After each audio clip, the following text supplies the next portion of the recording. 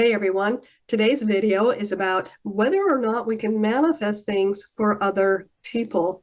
If you've been a longtime fan of my work and read my books, you know that I am all about teaching people how to master the law of attraction using self-hypnosis. So that begs the question, can we use that to help manifest things for other people?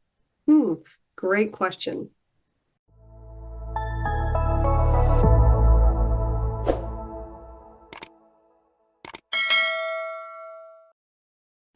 I think part of this topic that we need to ask ourselves is not only can we manifest for other people, but should we manifest for other people? I think the idea that, we would manifest things for other people, number one, it takes away their free will. And it kind of puts us in the position of saying, I know what's better for you than you do. I know what's better for somebody else than they do. I get it. We all want to give things to our loved ones, right? We want to manifest a beautiful new house for one of our loved ones, friends or family or somebody who's really struggling. We want to be able to manifest good health for somebody who's experiencing, any kind of an illness or a tragedy. And so it makes sense that we do want to help people that we love. We want to manifest for them. But let's talk about what manifesting is, how that works. And I think you will come to the conclusion yourself that we really cannot manifest for other people, but what we can do is have a positive or negative influence on them. So that's kind of the answer to my question there. Let's review. If you've watched my videos, then this is old news. But you know what? Maybe you haven't. Maybe this is the first time here. So if it is, welcome to my channel. Please make sure to subscribe, hit that like button, and leave some comments for me. Let me know what you think about this information. So let's talk about manifesting. How does this work? Here is my explanation. We emit vibrational frequency. Now, if you are familiar with law of attraction, you know that the short and quick definition of law of attraction says that like attracts like. Well, how does that work? Where is the other side of this equation that is similar to my side of the equation?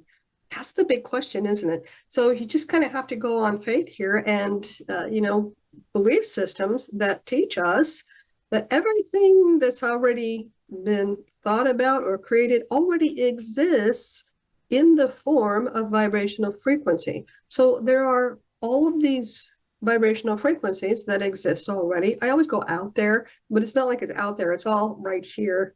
It's all right here. It's all right now. Okay, here and now. But there are matching frequencies that exist, and they look for frequencies to resonate with. So to resonate with means a similar frequency that is harmonious with that. If I had a guitar on this side of the room and a guitar on this side of the room, and they were both tuned correctly, if I plucked a particular note on this one, that frequency, that vibrational frequency of that note would travel across the room, and when it got close enough to that guitar, the string on that guitar, the corresponding string, would start to vibrate.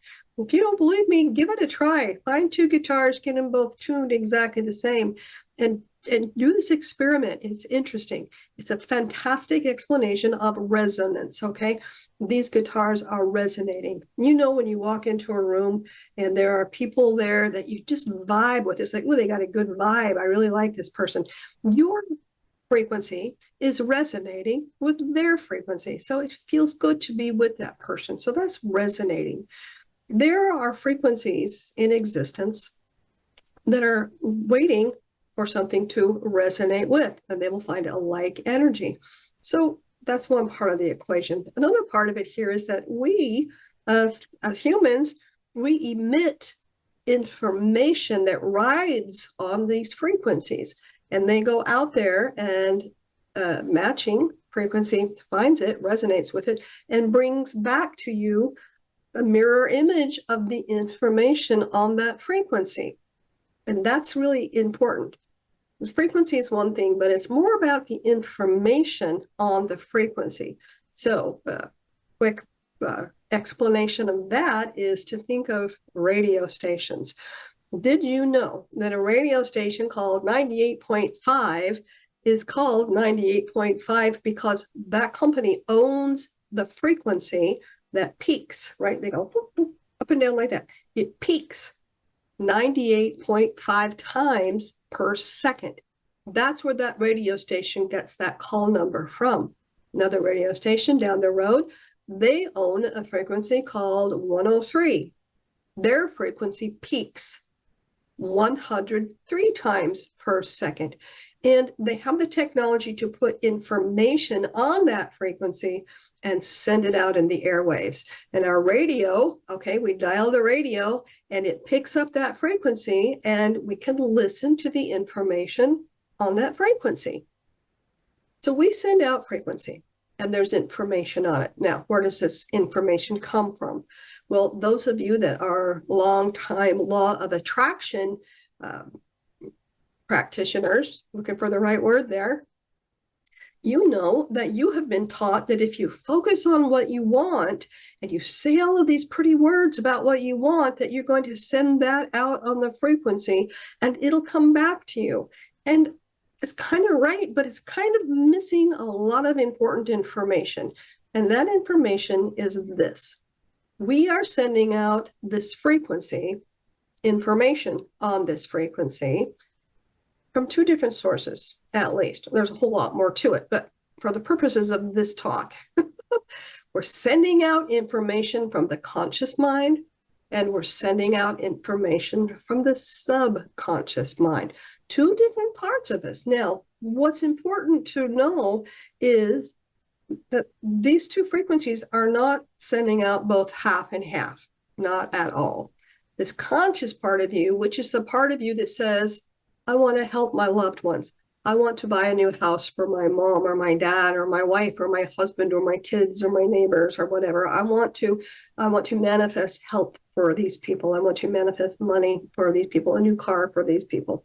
Okay, this is the conscious part of you. You're conscious, consciously aware. You're awake, you're alert, you're alive. You know where you're at, you know what's going on. And it seems like this is all of you because all the rest of you is subconscious.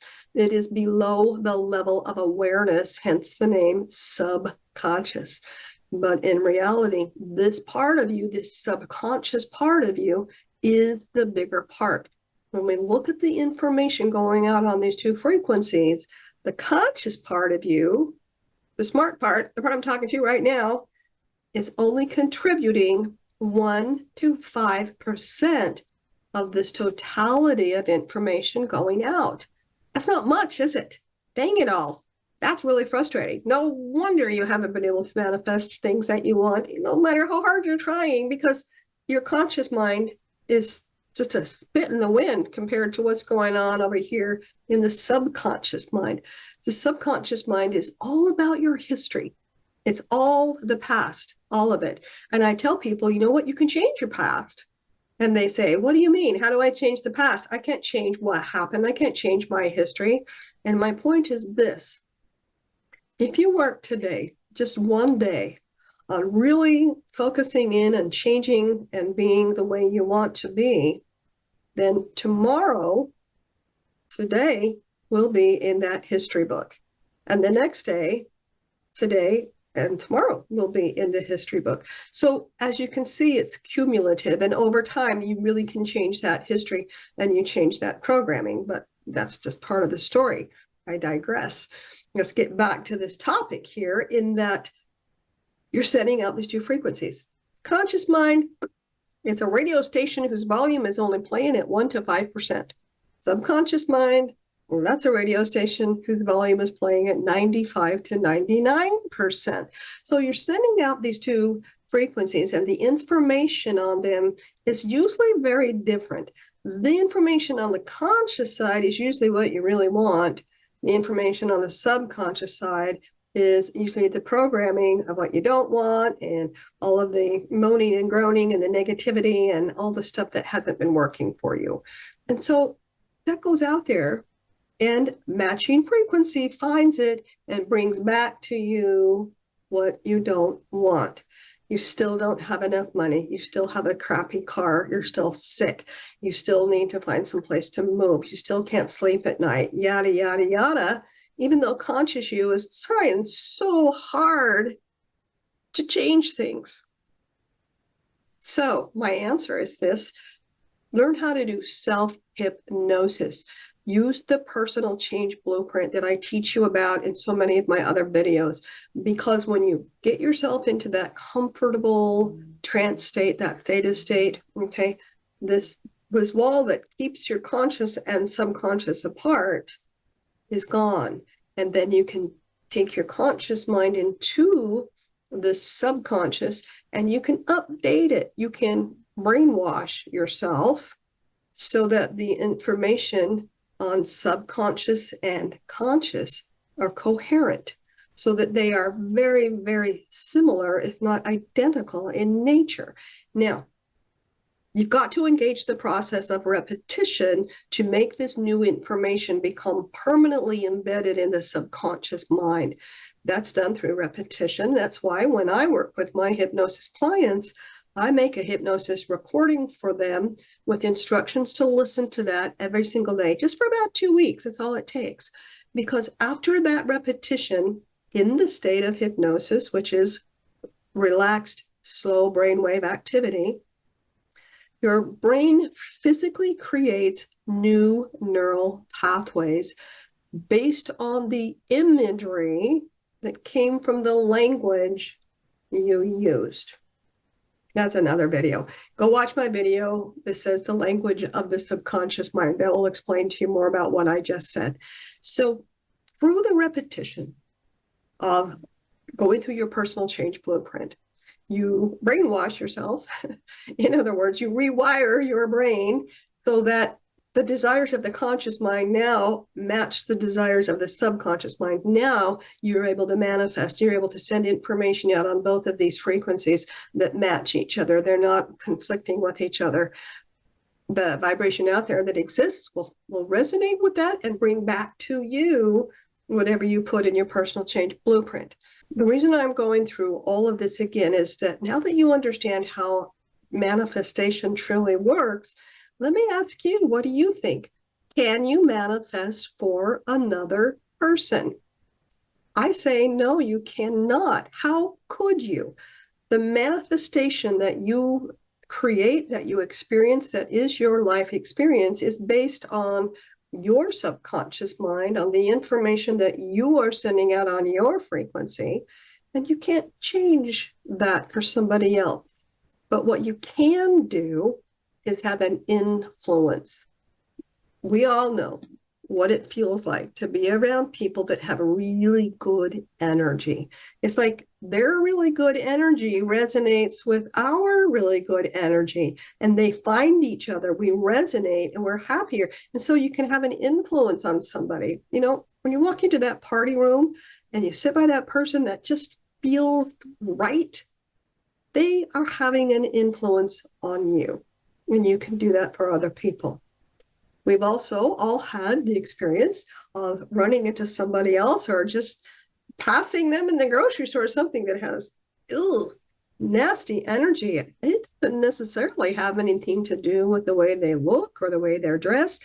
It's energy, and you can feel it. And it's kind of like, ooh, they're not a bad person. There's nothing in the world wrong with them. All this means is that their frequency is disharmonious with your frequency. It's like sour notes on the piano, like, right?